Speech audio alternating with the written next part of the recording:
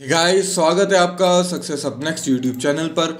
और इस वीडियो में हम 5000 plus mechanical engineering objective questions की सीरीज को कंटिन्यू करेंगे, जिसका ये 7th लेक्चर है। फ्लूइड मैकेनिक्स हमारा टॉपिक है। पीडीएफ आपको इस टेलीग्राम चैनल पे मिल जाएगी जब आपका ये टॉपिक खत्म हो जाएगा। 120 क्वेश्चंस हम डिस्कस कर चुके हैं, 121 से चालू करेंगे। A flow whose stream line is represented in straight line, उसको क्या कहेंगे? देखिए, जब कर्व होता था तब हम उसको क्या कहते थे? 2 डायमेंशनल कहते थे, ठीक है, 2D कहते थे। अब एक सिंगल लाइन है, स्ट्रेट लाइन है, ठीक है, तो वो हो जाएगा आपका 1 डायमेंशन, ठीक है, 1 डायमेंशनल फ्लो हो जाएगा आपका। इन 1 डायमेंशनल फ्लो जो होता है वो आपका स्ट्रेट लाइन में होगा। फिर इन अ 2 डायमेंशनल फ्लो जो होता है वो आपका कर्व में होता है। यहां लिखा है कि कर्व में नहीं होगा, तो ये रॉन्ग स्टेटमेंट है। फिर फ्लूइड डायनेमिक्स की बात करते हैं। तो total energy of the fluid particle in a motion क्या होती है? टोटल एनर्जी, मान लो ये आपका जो फ्लूइड है ये इस तरीके से पाइप में जा रहा है, तो इसके पास 3 एनर्जी होंगी। एक तो किसी भी पार्टिकल की अगर डेटम से जो हाइट होती है, मान लो उसको h बोलो या फिर उसको z बोल दो, कुछ भी बोल दो, तो वो जो हो जाती है उसकी पोटेंशियल हेड होती है, पोटेंशियल एनर्जी हो जाती है, ठीक है। उसकी जो वेलोसिटी है उसके कारण उसकी काइनेटिक एनर्जी होती है। और जिस प्रेशर के साथ वो इस कंटेनर पे स्ट्राइक कर रहा है, ठीक है, जितने ज़्यादा मॉलिक्यूल्स हैं एक पर्टिकुलर आपकी जगह पर, और वो जो मॉलिक्यूल्स हैं वो स्ट्राइक कर रहे हैं सरफेस के साथ, उसके कारण उसकी प्रेशर एनर्जी भी होती है। तो उसके पास 3 एनर्जी होती हैं: pressure energy, kinetic energy, potential energy, ठीक है। इसके बाद इन पोटेंशियल एनर्जी को क्या होता है? एनर्जी को अगर हम उसकी स्पेसिफिक वेट से डिवाइड कर दें, यानी कि ρg से डिवाइड कर दें, तो हमको जो यूनिट मिलती है वो मीटर के फॉर्म में मिल जाती है, और उन्हें हम कह देते हैं हेड। तो क्या होते हैं? Pressure head, kinetic head, potential head. तो ये जो एनर्जीज हैं इनको उसकी स्पेसिफिक वेट से डिवाइड कर दिया गया है। तो इसको हम ऐसे लिख देते हैं: P/ρg plus V²/2g plus potential head जो हो जाएगा वो z हो जाएगा। और एनर्जी कैसे होती थी हमारी? एनर्जी जो होती थी वो V², जैसे ρV²/g होते, तो इस तरीके से मास फ्लो रेट, जैसे z निकालते थे तो कितना लिखते थे? ρgh, इस तरीके से लिखते ना, h ρg। तो वो क्या हो जाती थी हमारी? वो हो जाती थी हमारी एनर्जी, पोटेंशियल एनर्जी, ठीक है। जैसे mgh लिखते थे ना, mgh, ρVgh हो जाएगा यहाँ पे, सॉरी, ρVgh हो जाएगा, ठीक है। तो mgh से हम पोटेंशियल एनर्जी लिखते थे, उस तरीके से हम वेलोसिटी, काइनेटिक एनर्जी 12mv² से लिख सकते हैं, ठीक है। और प्रेशर जो हेड है उसको भी हम लिख सकते हैं प्रेशर एनर्जी के फॉर्म में, ठीक है। तो इस तरीके से जब एनर्जी को लिखा जाता है, pressure into volumetric flow rate करके लिख सकते हो आप चाहो तो, ठीक है। तो इस तरीके से जब लिखा जाता है तो वो एनर्जी होती है, और एनर्जी को जब स्पेसिफिक वेट से डिवाइड कर दोगे तो आपके हेड आ जाते हैं। For a perfect incompressible liquid flowing in a continuous stream, एक इनकम्प्रेसिबल लिक्विड है, मतलब उसकी जो डेंसिटी वो प्रेशर के साथ वेरी नहीं करेगी।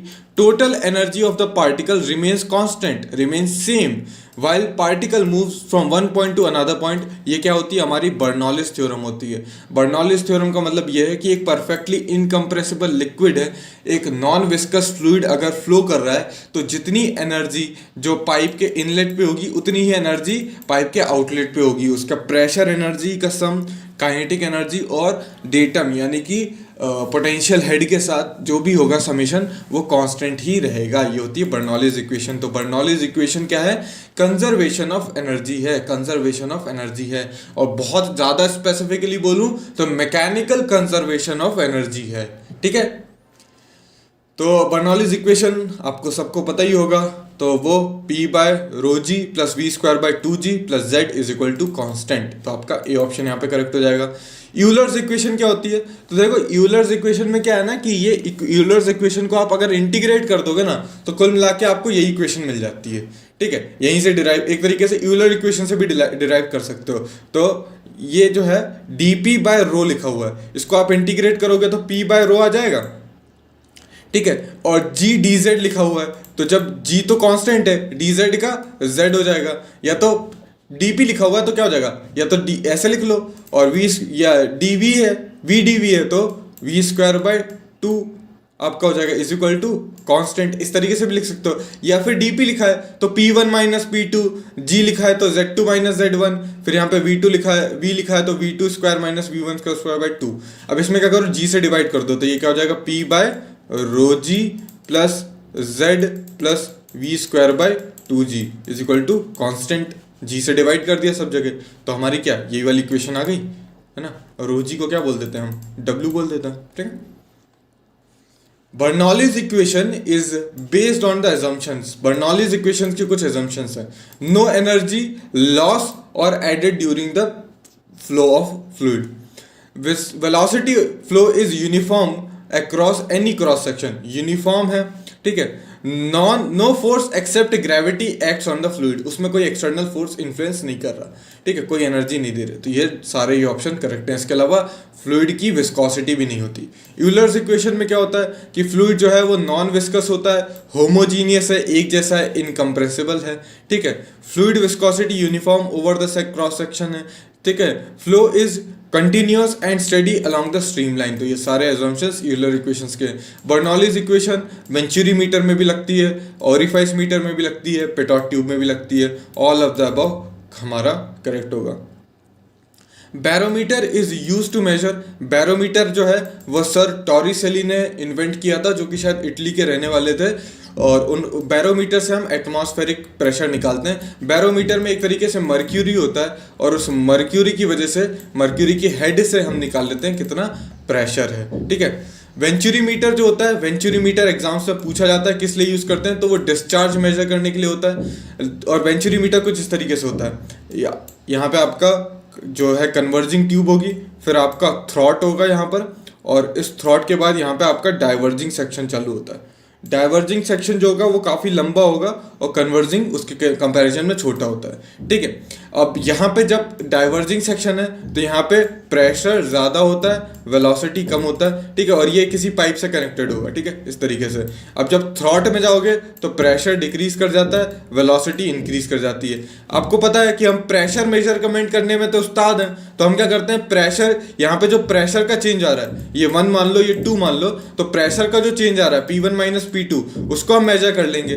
तो ठीक है, हमें तो एक इक्वेशन पता थी, P by rho g plus V square by 2G plus Z is equal to constant होता है। अगर हम Z तो यहाँ पे, ये यहाँ पर देखो सेम डेटम पे है, तो Z तो हमारा डी कॉन्स्टेंट है, और जितना मतलब इस तरीके से लिखोगे ना, P1 by rho g plus V square by V1 square by 2G plus Z1 is equal to P2 by rho g plus V2 square by 2G plus Z2, तो Z1 Z2 तो चलेगा हमारे बराबर हैं। तो जो भी चेंज आएगा P1 में, उस P1 के प्रेशर में जो चेंज आएगा उसके करस्पॉन्डिंग आप वेलोसिटी में चेंज निकाल सकते हो, ठीक है। और यहाँ पे अगर आपकी इनिशियल वेलोसिटी आपको पता है तो फिर आप वेलोसिटी का चेंज निकाल सकते हो, यहाँ की वेलोसिटी निकाल सकते हो, और फिर वेलोसिटी में आप एरिया मल्टीप्लाई कर दोगे, तो फिर एरिया मल्टीप्लाई करके आपको क्या मिल जाएगा, आपको मिल जाएगा क्या, आपको मिल जाएगा डिस्चार्ज, तो डिस्चार्ज मिल जाता है। और फिर नेक्स्ट क्वेश्चन क्या था, length of the divergent cone of the venturi meter to that cone, वो आपकी जो डाइवर्जेंट जो कोन होता है ना, ये डाइवर्जेंट वाला, ये डाइवर्जेंट है, ये आपका कन्वर्जेंट है, ये थ्रोट है। तो डाइवर्जेंट की जो लेंथ होती है वो 3 से 4 टाइम्स होती है, ठीक है।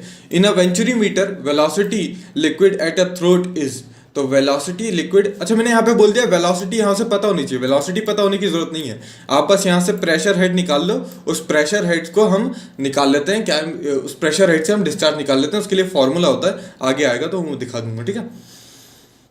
नेक्स्ट है वेंचुरी मीटर में velocity of the liquid at throat, तो मैंने बताया देखो यहाँ पे प्रेशर ज्यादा रहेगा, यहाँ वेलोसिटी कम रहेगी, यहाँ पे प्रेशर कम, यहाँ पे वेलोसिटी ज्यादा। अब ये फिर से डाइवर्जेंट हो रहा है तो यहाँ पे प्रेशर बढ़ेगा, वेलोसिटी कम होगी, तो मैक्सिमम आपको थ्रोट पे देखने को मिलेगी।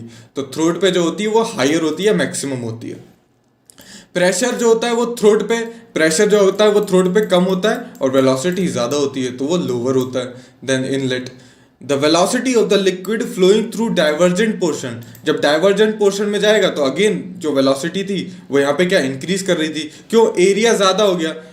यहाँ पे अगर आप लगाना चाहो तो आप ऐसे देख सकते हो, A1 V1 is equal to A2 V2 is equal to A3 V3, ये 1 है, ये 2 है और ये 3 है।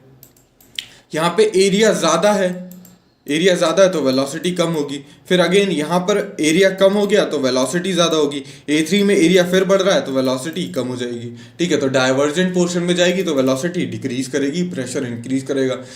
अगर tendency of separation at throat आपको अवॉइड करना है तो डायमीटर का जो रेशियो होता है वो 1/3 से 1/2 के बीच में होता है, और लेंथ जो होती है वो 4 to 5 टाइम्स होती है। ठीक है, the pressure of the liquid flowing through the divergent portion of a liquid, जब डाइवर्जेंट पोर्शन में जाता है तो प्रेशर इंक्रीज करता है, वेलोसिटी डिक्रीज करती है। The divergent portion of a venturimeter is made longer than the divergent portion. तो जो डाइवर्जेंट पोर्शन है वो आपका बड़ा बनाया जाता है, लंबा बनाया जाता है कन्वर्जेंट, क्योंकि tendency of the breaking away या सेपरेशन को अवॉइड करा जा सके और फ्रिक्शनल लॉसेस जो होते हैं उसको भी अवॉइड किया जा सके। सी ऑप्शन यहाँ पे दोनों करेक्ट होंगे। तो ये भी इस क्वेश्चन हमने डिस्कस किए, बाकी नेक्स्ट है वो हम नेक्स्ट पार्ट में डिस्कस करेंगे। Thanks for watching and as always have a nice day.